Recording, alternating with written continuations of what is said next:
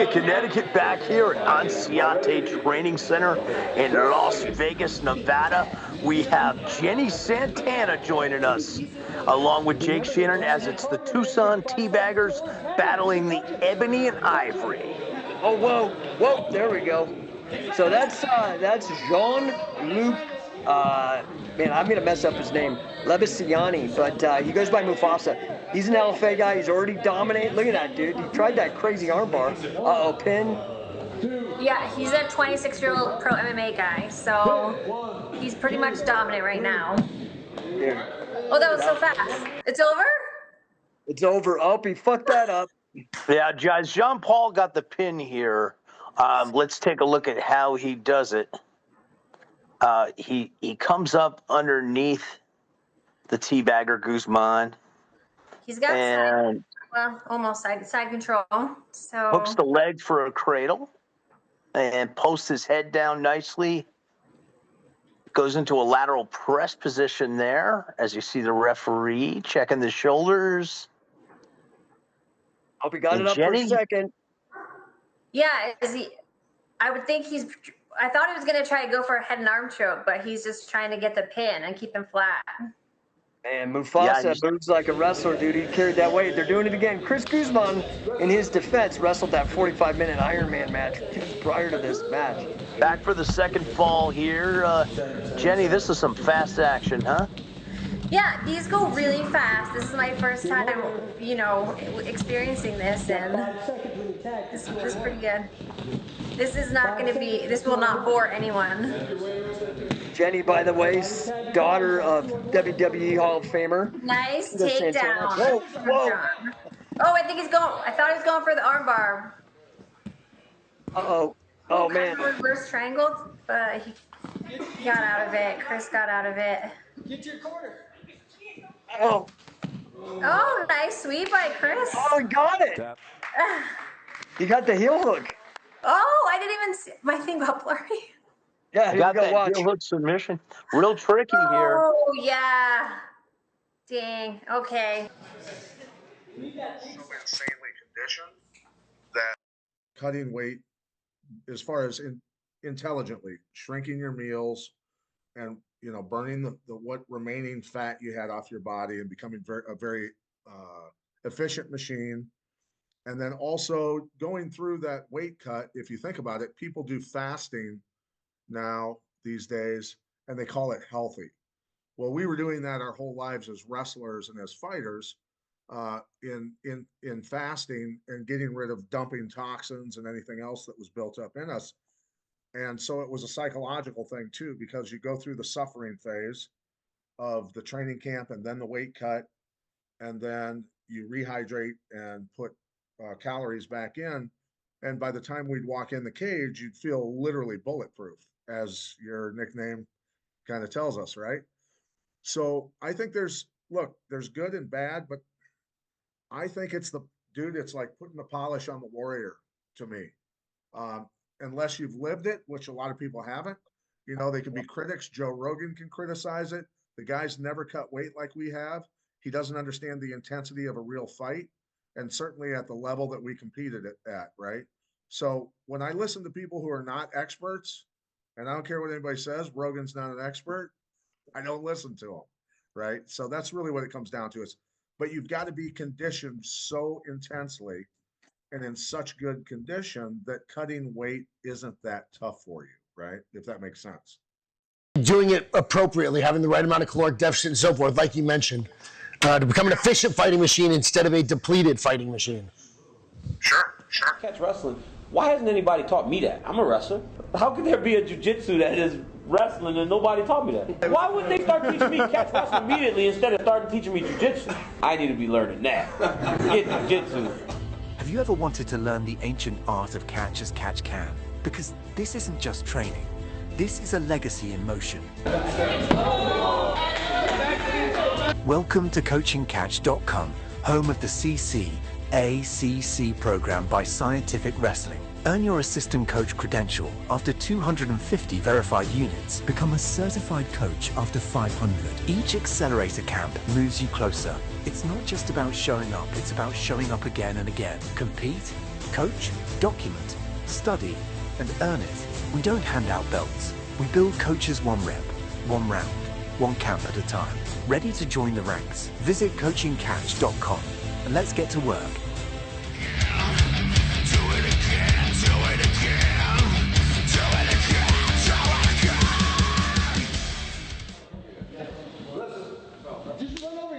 Oh, He's tag. going for a tag.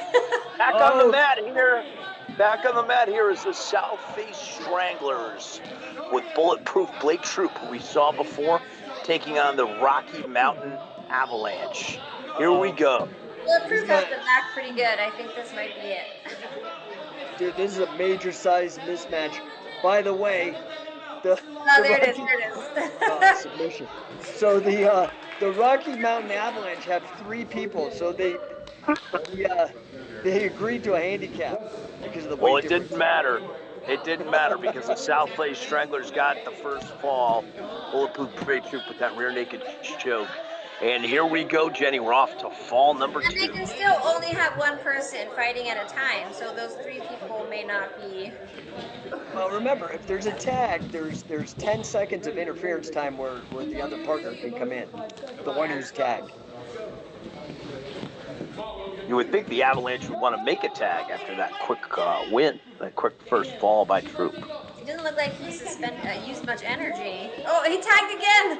Okay. Oh, 10 seconds. Let's see. They're both on him. He's going for the He has to use this 10 seconds more valuable than the first match. It did not help again. Oh, man. Avalos is going to he's getting beat up again. He's working. Yeah, He's fighting. Avalos. He's tough. Avalos looked good in his first match against Billy Coffey, but it's been all downhill from there as he's got the big man, Troop, muscling him around on the mat. I think he's going to tap soon. Darcy, yeah, looks pretty tight. Yeah, he's got that Darcy, right. Yeah, Jenny, take us through this submission here. Yeah, so he has his arm over his, I don't know the guy's name, but the guy with the t-shirt, his arm is trapped in there too. So he's choking him. His own arm is literally choking him. Yeah, that was Avalos who was choked out. The oxygen just goes slowly. The years, how has your training changed? Starting from the beginning of your career fighting, and then towards the end, how did you implement new training regimens and strength and conditioning? How did you change those things throughout your age and throughout experience? I really didn't change a whole lot, but the last few years where the things that I've done in the last few years, the matches that I've done, one was with Michael Nunn, who's a good friend of mine, best pound for pound boxer in the world for 4 years. We did an exhibition fight during the lockdowns, mind you, to get our community back out and together and kind of take back their freedom a little bit. Neither one of us even trained for that. We just got out there and did it, right? But then the last one that I did in 23, I didn't even realize that I was suffering severely from black mold infestation in my respiratory system and my blood. And I was so sick. I was so sick that I couldn't even train for that.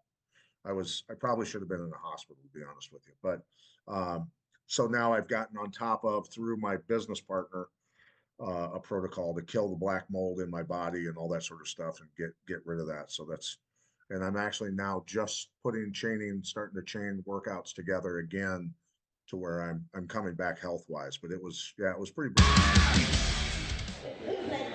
Fresh off their first victory, Ebony and Ivory, Owl and John Paul taking on Alphabet Soup. Jenny, it's like a blink and you miss it here, Jenny. These matches are so quick. Fast. Here we go. They're trying for some. Jean-Luc's baiting Stinson. Whoa. Jumping triangle. Dang, I think this is going to be locked in pretty good. Stinson is hanging in there. Oh, he got it. Oh. The ref's in the way. Here we go. That was a beautiful flying triangle, though.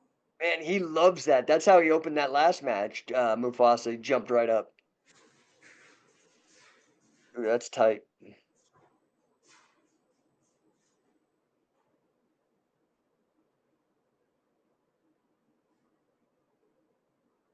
That's it. Now we're going into the second fall here. Ebony and Ivory against Alphabet Soup. Oh, Arthur going in for the stomp after the fact. All right, so Jonathan is in the green shirt. That was fast. Down. I think he has a guillotine locked in there. Oh man, Arthur's got his shoulders down. You better get up. That was it. That was fast. I hope they replay that. That was so fast. There we go.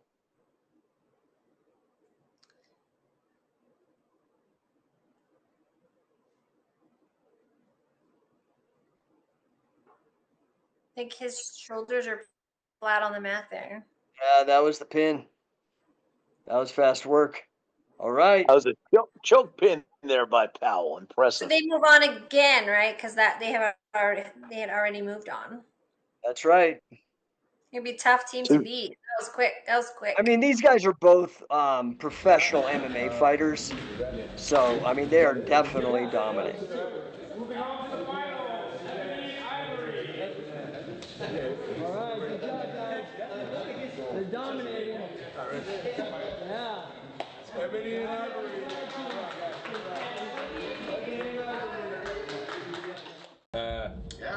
So, born and raised in Iowa.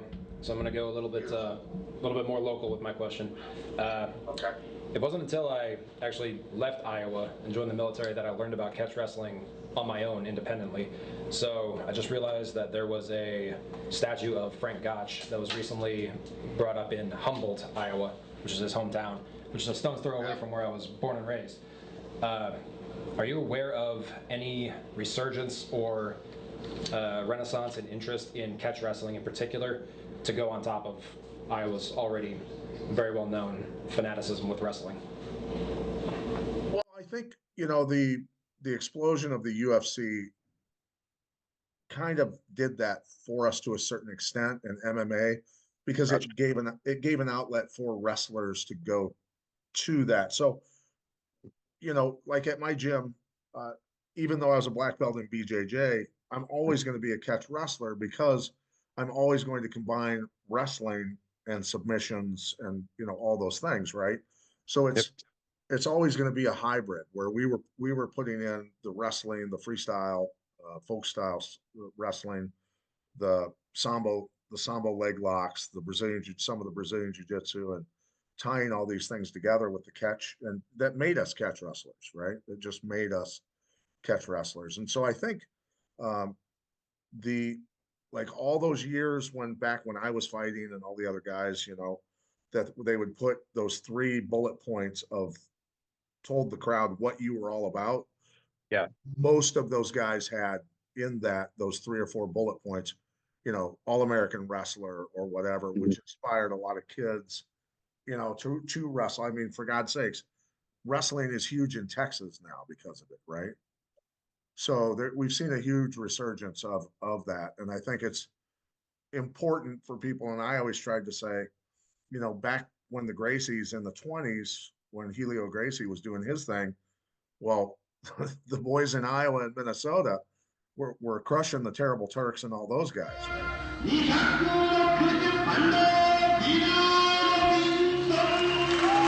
You've mastered the mat. Now master the market. Introducing the Quantum Catch Scientific Wrestling Affiliate Program, the only program code developed by catch legends Billy Robinson and Carl Gotch. Get $10,000 plus in elite certifications, 10x business coaching, and your own grappling business in a box. Earn up to 50% commissions, run your own camps, and join the only CAC program endorsed by Frank Shamrock. Look, I don't endorse just anybody, but I wholeheartedly endorse Jake and his mission. Please listen to me when I tell you, check it out. It's an incredible value. We're not for everyone. Affiliates are vetted, trained, and turned into leaders. Wrestling and entrepreneurship, the 2 greatest personal development tools in history. And they're both here. Click the link, smash the button, become legendary. Do it again, do it again, do it again, do it again. Here we go. South Bay Stranglers are back on the mat against Ocean's 11. Well, this time they opened up with Taylor Law, who already grabbed that single. Yeah, but his butterfly guard from Da Vinci on the bottom. He's keeping that shoulder up, but Taylor's trying to get him down.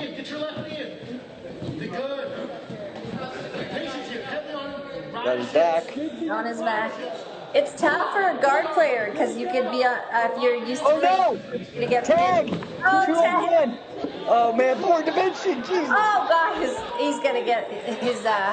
He must be famous for that rear naked choke. I think that's what he's got synced in again. Oh my god, I think I've seen this in a prison film. Is that his specialty?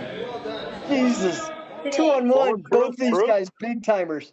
Oh Take my a look god, at the replay here. Bulletproof Troop in this melee ends up securing that rear naked choke.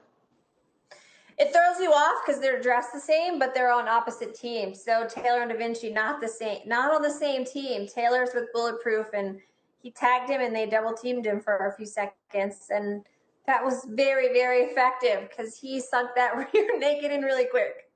They're messing with us, Jenny. I think Da Vinci and Taylor are from the same gym, but I think Da Vinci drew the short straw.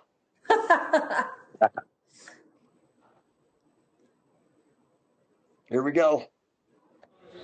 Getting into fall number 2 here. So Ocean's 11 is actually the team comprised of 3 because they were trying to match the weight. So we did there's a 500-pound, 550-pound tag team weight, but all the guys on Ocean 11, he's doing push-ups, taunting him. Oh, there's Billy Coffey, all the lightweights versus the heavyweights. This is interesting. Now this is almost a tag team.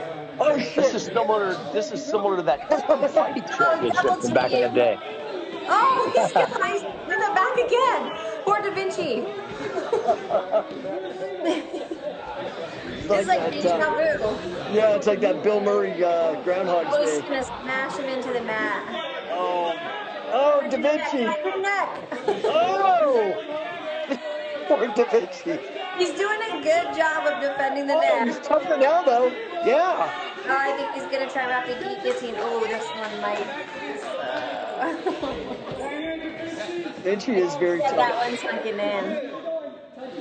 Troop ragdolling him with that front headlock there. Yeah, his shoulders look pretty flat on the ground too. Yeah, pin. Okay. He got the pin. Yeah. Look at this disaster. This is wild. All 5 men for a few seconds over there. Yeah, the best thing is, my favorite thing about the tag team rules is the interference time when you can have your tag team partners in for the 10 count. I mean, I think it helps you so much. Like, that's a long time. 10 seconds for 2-on-1. to have a gang fight, yeah, no, thank you. Especially with that guy. He's got to be what, like 6'4" or something? 270. Yeah, he's big. He's Blake's the lights out fighting championship heavyweight champ. Watch how he's grimacing as Blake is punishing his face, those cross faces, until he gets that choke suck in. Yeah, Beautiful you think setup. too with all that weight on you, trying to smash you into oblivion. And then he jumps into a front headlock and just ragdolls him down. Yeah, but you know what's funny is he actually wins with the pin. Da Vinci's pretty tough. Oh yeah.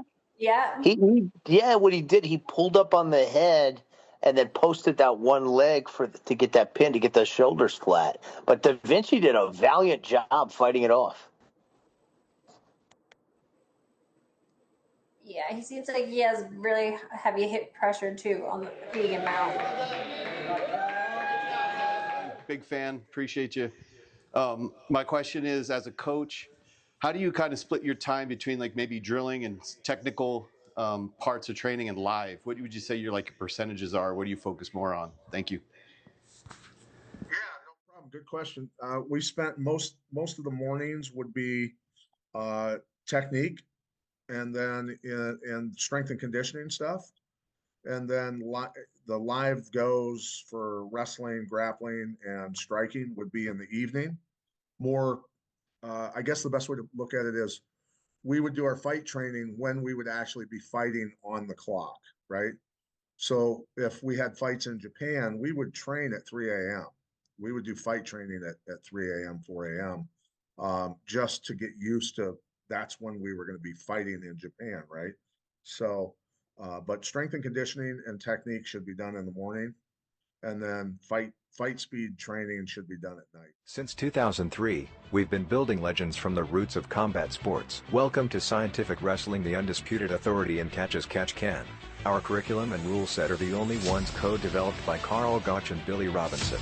And because of Jake, I got interested into getting back into catch wrestling and teaching and talking.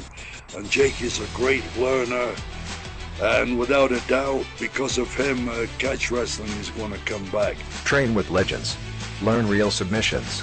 Dominate with catch wrestling built for MMA, grappling, and pro wrestling. We've preserved decades of grappling wisdom and made it available to you. No fluff. No politics. Just the purest grappling on the planet. Don't just troll. Wrestle smart. Visit Scientific Wrestling.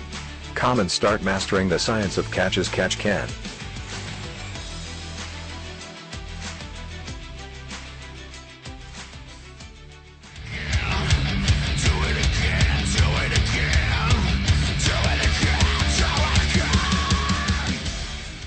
All right, the finals. This is for the big money, the pay window.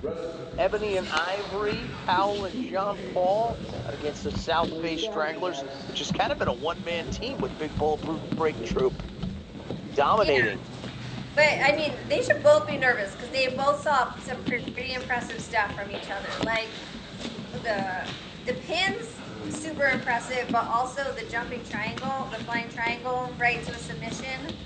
That was good. If I'm Blake, I'm watching out for that jumping armbar, jumping triangle stuff. Yeah. But you got two professional MMA fighters going right now, and $1,000 on the line for this division championship for the tag teams in CatchCon in Las Vegas. I think maybe Blake pride is more than the money. They just want to be the champ. Nice and relaxed. You get the belt. Yeah, pride is on the line. Blake Troop, also a professional wrestler, the only professional wrestler in this tournament. But these guys are all professional wrestlers because they're wrestling shoot pro wrestling for the money. Oh! Oh! Is he going for the armbar? Oh, he's gonna get the back. Oh wow! Just exactly what Troop was doing to Da Vinci. He has not been in this position yet, so let's see how he recovers and gets out of it. Yeah, Troop tried to ragdoll Jean Paul with that front headlock. No one can nail. Oh! Is he gonna run out of space? Yeah, Troop is turning into it, but he got him. Got it! Wow. Hey, he did not let that go. That was a beautiful fireman carry. Yeah, I mean that high crotch, that like duck under high crotch type of thing, and then he got that single leg and then just was on top. And then he transitions really quick. Look at this. Yeah.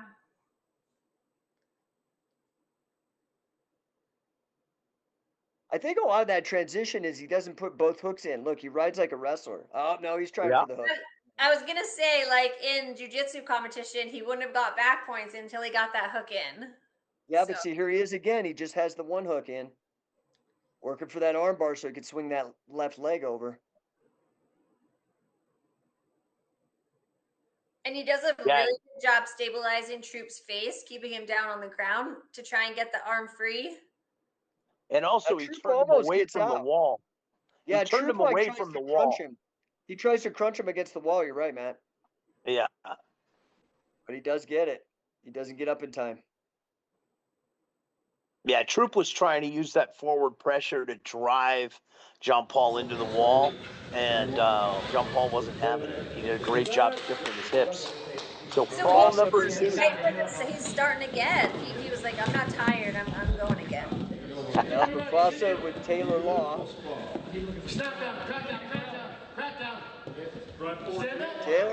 Taylor with a nice reversal.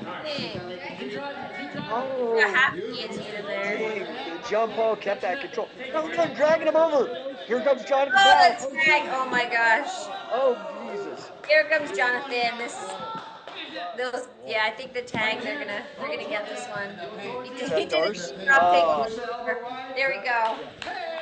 He got him. We've got winners for the tag tournament. It's Ebony and Ivory. Look at Look that. how much top fun the tag. athletes. Look how much fun the athletes have with the tag, though. Everybody's got a big smile on their face. Yeah, As I we- mean, it's such a new take on, you know, grappling and wrestling. I don't think we've ever seen this before, like the tag team with it, and then the 10-second rule. So I think more than the fighting strategy, they have to use that too, because they get to their corner, they get 10 seconds to double team them, and it's easy to have a wrap when it's 2-on-1 at that skill level. Yeah, go, the Ebony and champs. Ivory, they've got the belts. They're the champions. They're headed to the pay window. Ebony and Ivory winning the Shoot Pro Tag Team Those are Tournament. nice belts. I might have to compete in this. I can see We're that gonna get that around your women's. waist, Jenny. We're gonna get that women's division going. There they go, the champs. And Jonathan with his under 80 kilo belt.